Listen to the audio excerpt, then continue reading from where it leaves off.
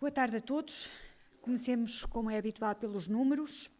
O relatório de situação que hoje saiu e que traduz a situação epidemiológica até às 24 horas de 4 de abril mostra-nos que temos, neste momento, um total de 11.278 casos confirmados, o que significa que temos mais 754 casos do que ontem, ou seja, mais 7,2%, e temos neste momento também um total de casos não confirmados de 70.130 e de suspeitos a aguardar resultado laboratorial de 4.962, num total de casos suspeitos acumulado desde o dia 1 de janeiro de 86.370 casos.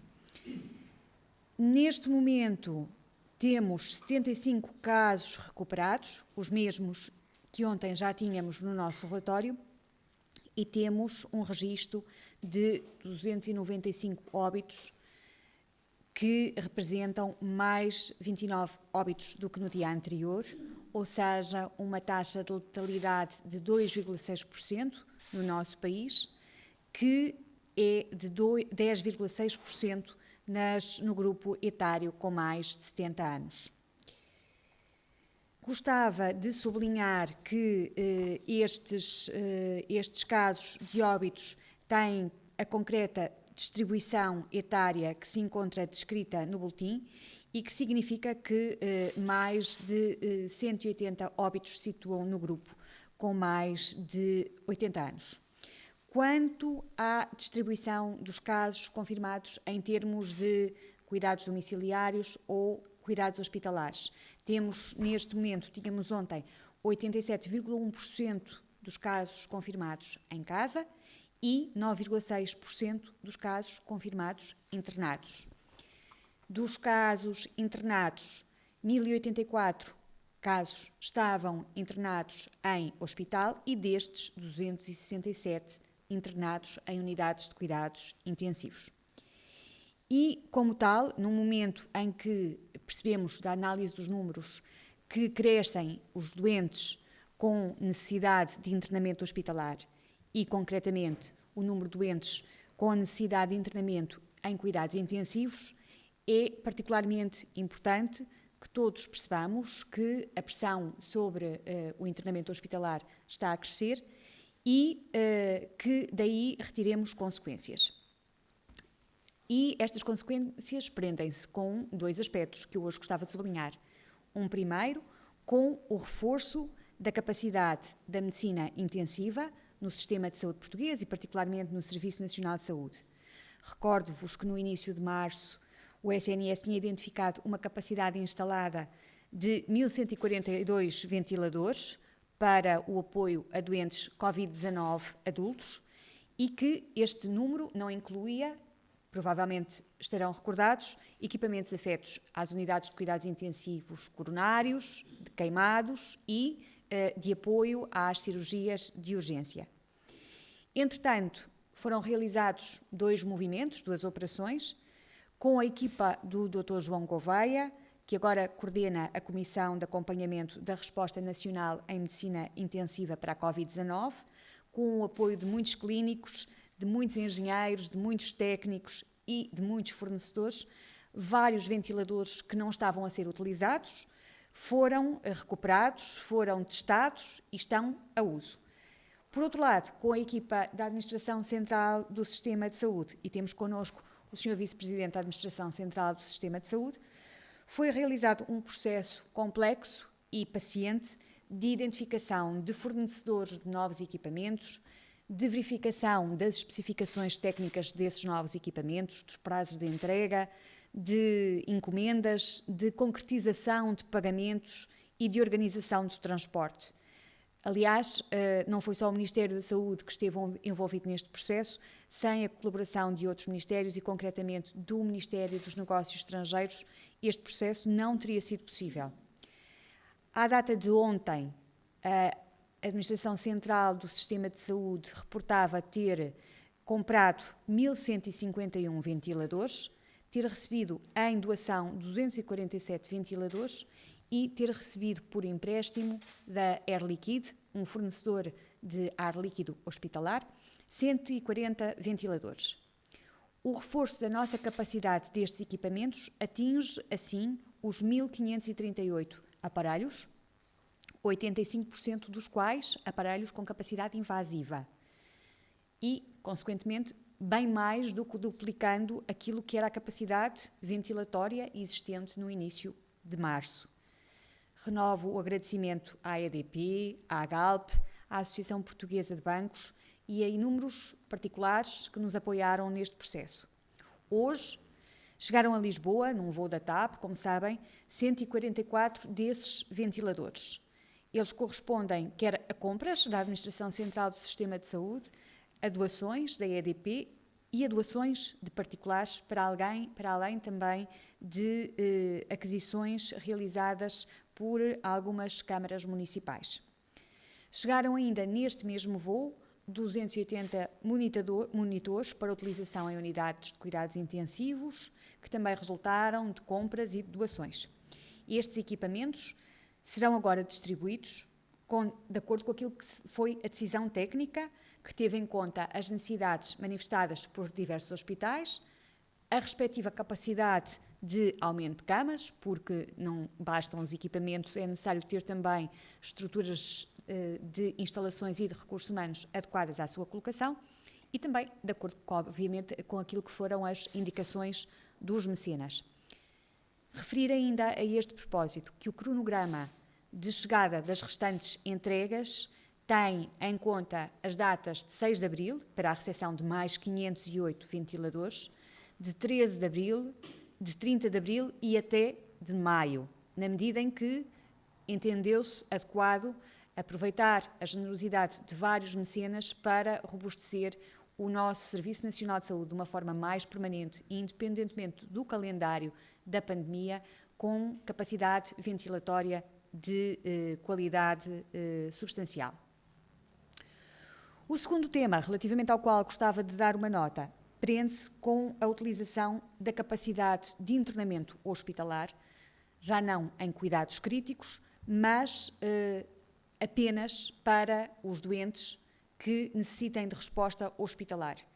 Como sabem, há um conjunto de doentes significativo, e os nossos números mostram também isso, que não precisam de internamento hospitalar.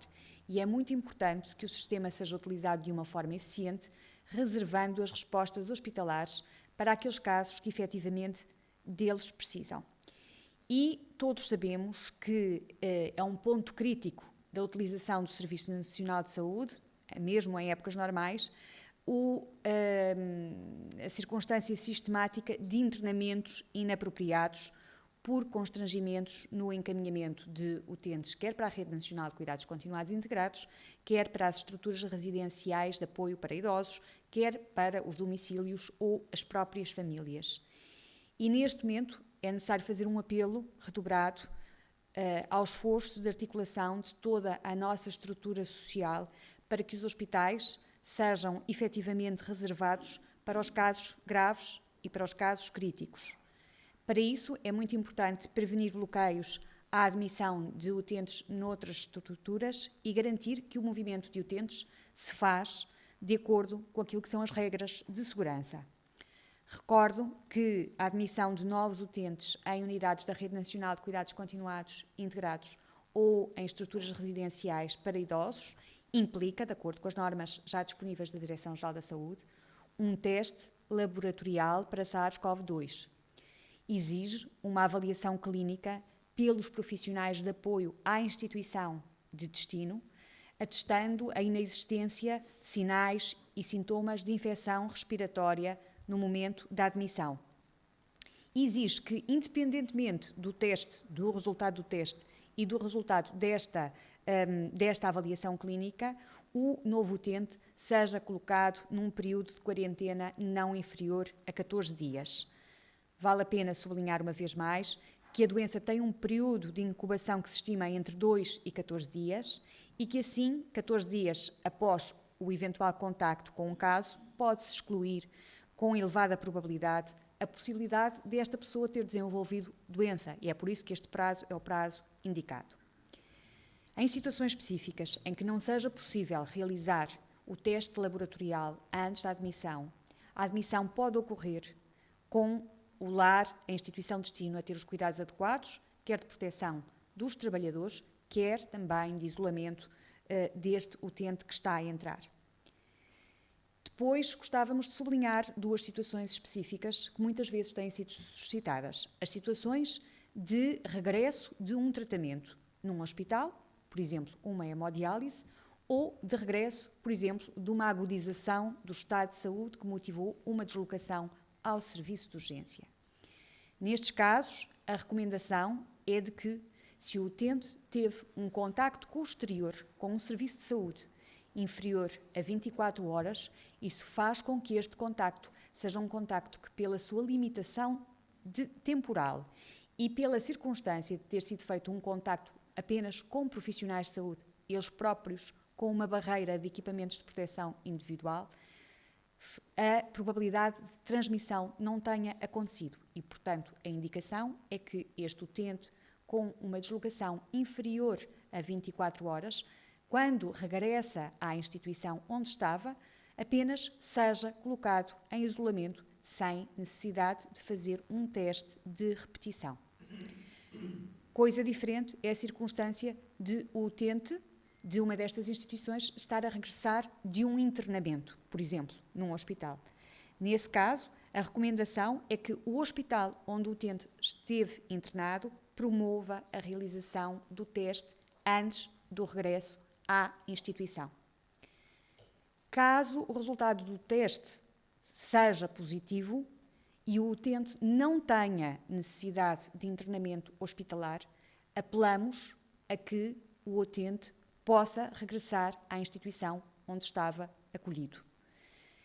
É contactada a autoridade de saúde territorialmente competente que, de acordo com os circuitos definidos, com a direção técnica do estabelecimento onde o utente estava, com o diretor da Distrital da Segurança Social, com a Proteção Civil, garantirão que o utente reingressa com as condições adequadas.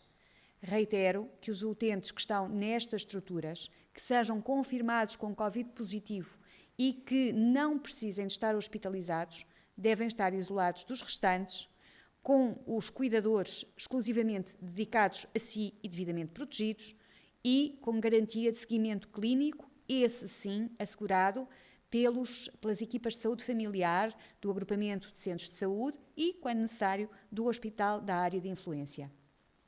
Em qualquer fase, em qualquer momento do processo, se verificar o agravamento do estado do utente, deve ser contactado o CODU, o INEM e ativado o encaminhamento para a assistência hospitalar. Termino sublinhando que a resposta à pandemia tem de ter uma especial atenção aos mais vulneráveis, em particular àqueles que têm mais de 70 anos, que têm várias comorbilidades e àqueles que são mais pobres. A nossa sociedade nem sempre tem estado suficientemente atenta às suas necessidades. Os nossos serviços de urgência e as nossas enfermarias hospitalares não são hoje, como nunca foram, o sítio melhor para os proteger e precisamos do esforço de todos para encontrar as melhores respostas sociais para cada caso. Porque cada um deles podia ser a nossa mãe, o nosso pai, o nosso avô ou a nossa avó. Muito obrigada.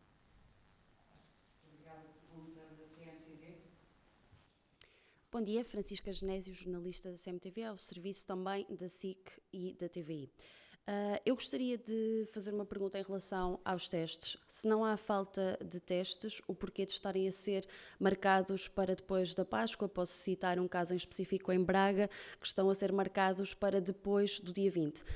Não há falta de testes, há falta de pessoal para tratar as amostras nos laboratórios, no fundo, o que é que se passa? E depois, em relação ao número de infectados, gostaria que atualizassem, por favor, o número de profissionais de saúde e que conseguissem, para além de dizer o número de médicos e enfermeiros, dizer também técnicos, se possível, auxiliares. Obrigada. Muito obrigada pela questão. Relativamente aos profissionais de saúde, a informação de que dispomos não desagrega ainda entre profissionais de saúde do Serviço Nacional de Saúde e profissionais de saúde de todo o sistema. Sabemos designadamente que no início do surto houve muitos casos confirmados em entidades não Serviço Nacional de Saúde, mas estamos ainda a trabalhar na discriminação dessa informação. E, de acordo com os dados que temos, que são estritamente de origem no SINAV, aquilo que sabemos é que tínhamos, à data de ontem, 1.332 profissionais de saúde com casos confirmados de infecção, dos quais 231 eram médicos, 339 enfermeiros e 762 outros profissionais de saúde, uma vez mais, ainda, sem a discriminação do grupo profissional preciso ao qual estes profissionais se reportavam. Estamos neste momento a investir, e desde há alguns dias, no sentido de discriminar mais pormenorizadamente esta informação que nos interessa, por várias razões, designadamente também para um melhor acompanhamento daquilo que é a situação destes profissionais, através da segurança no trabalho, através da saúde ocupacional, mas até também para identificar eventuais fragilidades na proteção de determinados grupos profissionais. E, portanto, logo que essa informação esteja disponível, não só a utilizaremos, como a partilharemos. Quanto à questão dos testes, neste momento nós temos a nossa capacidade de resposta em termos de testes feita de dois tipos de respostas. As respostas do setor público e as respostas dos laboratórios privados que se disponibilizaram para integrar a rede e que estão a trabalhar com o Serviço Nacional de Saúde, para além das respostas da academia e de laboratórios de universidades que também estão a ajudar neste esforço. Relativamente àquilo que é a capacidade de testes no Serviço Nacional de Saúde, sabemos que com as entregas que foram feitas ontem e que agora estão a ser distribuídas, quer de zaragatuas, quer de reagentes, ficaremos com uma situação bastante confortável e que ficará estabilizada à medida que as entregas regionais aconteçam. Mas também temos a percepção de que, neste momento, há entidades que estão a marcar a realização do teste laboratorial para períodos mais distantes do que aqueles que nós estamos a garantir do Serviço Nacional de Saúde. Estamos a articular com os laboratórios privados. Na sexta-feira passada, o Instituto Nacional de Saúde, Ricardo Jorge, teve uma reunião com a Associação Nacional de Laboratórios, no sentido de podermos melhorar todos aquilo que é o cumprimento das respostas rápidas de referência. Também sabemos que houve algumas avarias de alguns equipamentos desses parceiros privados em alguns pontos do país que dificultaram as respostas e também questões relacionadas com a fragilidade do acesso às próprias zaragatuas, que não atinge só o Serviço Nacional de Saúde, atinge também o setor privado e é um problema mundial. Esperamos que com as entregas que estão a ser feitas neste momento e com alguma redistribuição de utentes que faremos, se for necessária, as coisas se equilibrem ao longo da próxima semana. E, portanto, é um trabalho continuado, não escondemos que há dificuldades, não escondemos que um prazo de marcação de um teste para uma data de meados de abril não é desejável, não é aceitável. Vamos tentar redistribuir as necessidades e responder. Obrigada. Pergunta da RTP. Bom dia, Catarina Marques Rodrigues, da RTP.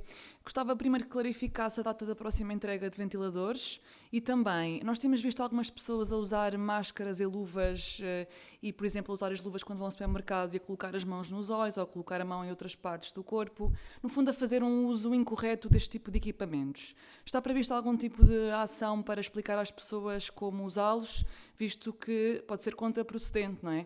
Em vez de estarmos a evitar infecções, podemos estar a promovê-las. Está previsto algum tipo de ação para explicar isso às pessoas? Muito obrigada, Catarina. Eu, se estivessem de acordo, partilhava as respostas com o Sr. Vice-Presidente da ACSS, porque tem informações muito detalhadas sobre a questão dos ventiladores, e com a Sra. Diretora-Geral de Saúde sobre a formação de todos nós como utilizadores de equipamentos de proteção individual na nossa vida do dia-a-dia. Muito obrigado, Sra. Ministra, e bom dia a todos. A questão sobre a próxima entrega de ventiladores, como foi referido pela Sra. Ministra, durante a semana de 6 de abril temos a expectativa de receber 508 do total de ventiladores que foram adquiridos pela Administração Central do Sistema de Saúde. Este transporte que aterrou hoje já foi um transporte feito especificamente também para trazer este equipamento que estava na nossa Embaixada em Pequim, e aproveitava para reiterar a extraordinária colaboração que tem acontecido ao longo destes dias, tanto com a nossa Embaixada como com o Ministério dos Negócios Estrangeiros, para conseguirmos fazer com que efetivamente isto aconteça. Durante a próxima semana pensamos, ou enfim, está neste momento a ser tratado, que seja fretado pelo menos mais um avião, talvez até seja possível consigamos 2 até ao final da semana, para trazer este material, e portanto a nossa expectativa é que efetivamente venha a acontecer ou venham a ser entregues durante a próxima semana, provavelmente mais para o final da próxima semana. Muito obrigada.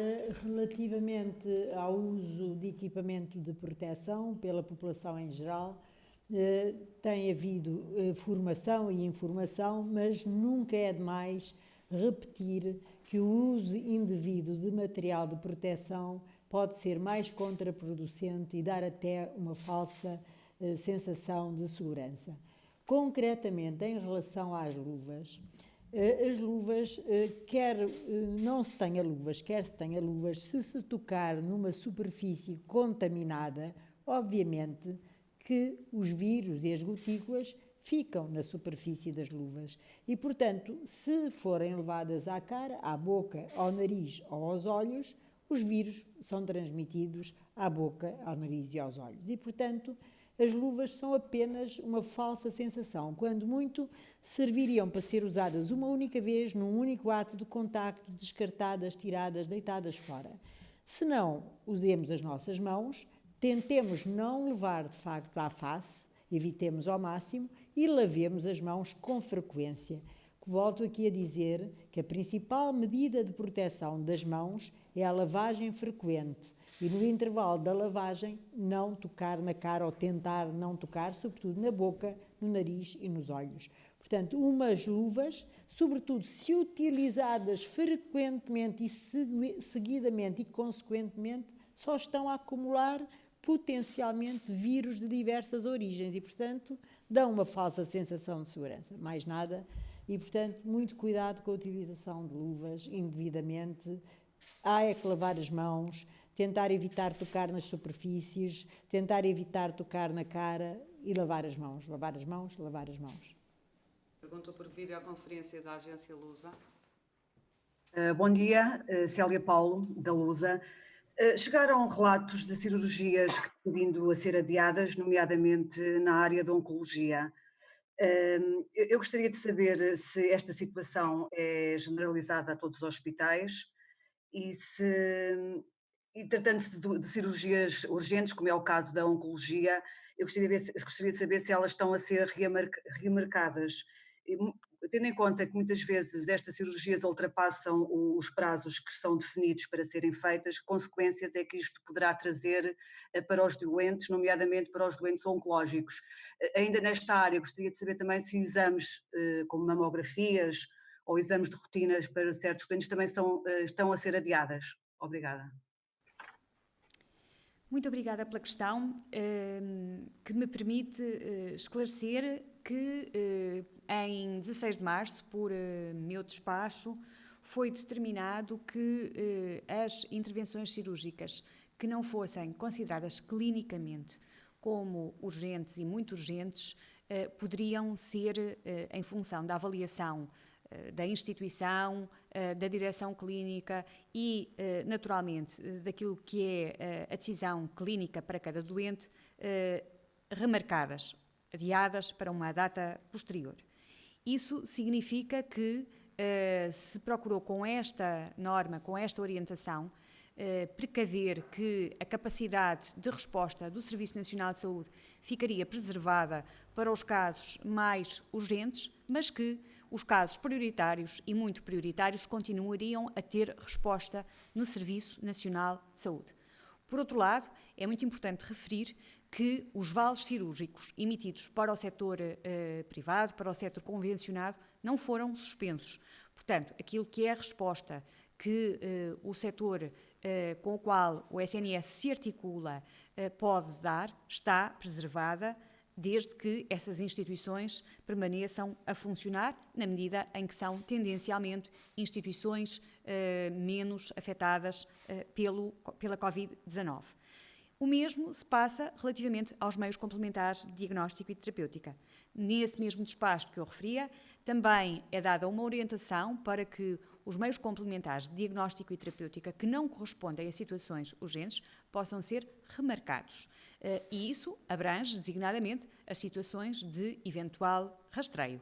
Porquê? Porque se entende que neste momento de fragilidade e de pressão sobre o sistema de saúde e de fragilidade daquilo que são as nossas próprias defesas, um contacto que pode ser remarcado pode constituir uma oportunidade de risco que queremos, de toda a forma, evitar. Naturalmente que as situações que clinicamente, e para isso contamos com o juízo institucional das direções clínicas, das direções de serviço e, em última instância, do próprio médico assistente, forem consideradas como situações que têm que ter seguimento, são situações que têm que ter seguimento, designadamente, obviamente, aquilo que é a atividade da área oncológica que seja considerada como prioritária, muito prioritária, porque também sabemos que as nossas entidades, institutos de oncologia, fazem alguma atividade que não se reveste dessas características e, como tal, essa situação tem de ser considerada caso a caso. Obrigada. Pergunta do Jornal I por videoconferência. Bom dia, Marta Reis, do Jornal I. Gostaríamos de saber qual é a faixa etária dos doentes internados em cuidados intensivos e se tem havido mais casos graves em pessoas mais jovens do que seria esperado. E, se fosse possível, gostaríamos de saber se está a ser equacionado um subsídio de risco para os profissionais de saúde. Obrigada. Muito obrigada. Eu iria pedir a colaboração da Sra. Diretora-Geral da Saúde para as observações relacionadas com a questão da expectativa de incidência da doença nos grupos mais jovens e para a questão da distribuição, da eventual distribuição dos utentes internados em cuidados intensivos. Relativamente à questão do subsídio de risco, neste momento, aquilo que são as regras que temos no sistema são aquelas que estão disponíveis, elas têm sido alteradas no sentido de uma proteção geral das expectativas de trabalhadores e também, sobretudo, das expectativas da população, ao nível das medidas excepcionais decretadas no contexto do estado de emergência, e continuaremos a acompanhar a evolução da situação com aquilo que seja a resposta adequada às necessidades e também, obviamente, às possibilidades que temos enquanto todos, enquanto coletividade, enquanto país. Relativamente à pergunta genérica sobre a composição etária dos internados em unidades de cuidados intensivos, obviamente que acompanha a tendência geral e são sobretudo pessoas idosas. Mas nós temos centrado muito a nossa atenção também nas idades pediátricas. E estas idades pediátricas estão a ser atenciosamente acompanhadas todos os dias. E felizmente as notícias são de facto muito boas, porque as crianças que são internadas, mesmo aquelas que entram com um quadro clinicamente grave e complexo, têm tido uma capacidade enorme de recuperação e a maior parte delas está de facto já no seu domicílio e muitas já foram mesmo dadas como curadas. E, portanto, temos aqui a boa notícia de que em idades pediátricas as situações têm evoluído muito bem, como aliás está descrito na literatura. Nos adultos jovens, a sua ida para unidades de cuidados intensivos tem sido, sobretudo, determinada pela sua condição de base, a sua condição clínica, portanto, doentes com uma morbilidade basal muito grave. Os internamentos em intensivos acompanham mais ou menos a distribuição etária dos óbitos e, portanto, quanto mais velha, mais morbilidades, mais complexa é a doença, mais grave e, portanto, mais internamento em intensivos. Muito bem, a última pergunta por videoconferência, para a Renascença. Boa tarde, Eunice Lourenço da Rádio Renascença. Hoje a senhora Ministra deu uma taxa de letalidade de 2,6. Na sexta-feira a taxa de letalidade a nível mundial andaria pelos 1,4.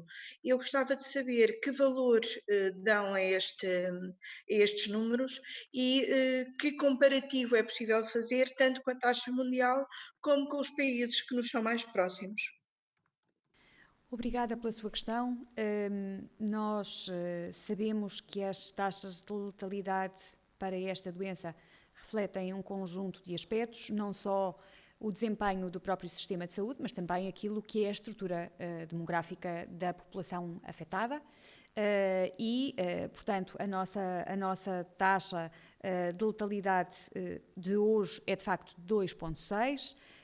Mas estamos com um conjunto de países, designadamente de países do nosso espaço europeu, que têm taxas de letalidade, alguns deles bastante superiores, desde logo a Itália, que tem uma taxa de letalidade de 12,3, ou mesmo o Reino Unido, também com uma taxa de letalidade de 10,3, até países como a nossa vizinha de Espanha, que está com uma taxa de letalidade de 9,5. Claro que uma população como países como a Alemanha ou como a Áustria têm taxas de letalidade que gostaríamos também de conseguir aproximar-nos. Também estarão, provavelmente, pelo menos a Alemanha, numa fase da incidência da curva epidémica, provavelmente distinta da nossa. De qualquer forma, uma vez mais, a estrutura demográfica da população, os hábitos de convívio, os hábitos sociais, a existência de estruturas residenciais, de apoio para idosos versus a permanência dos idosos em condições de habitabilidade própria mais isolada, mais independente, até com níveis de qualidade distintos dos nossos, são aspectos que poderão ser causas explicativas, causas justificativas e que nos devem fazer refletir à medida que a epidemia avança e que procuramos, obviamente, como hoje aqui procuramos deixar bem claro, combater de uma forma muito prática aquilo que são as taxas de letalidade na sua incidência nos mais idosos.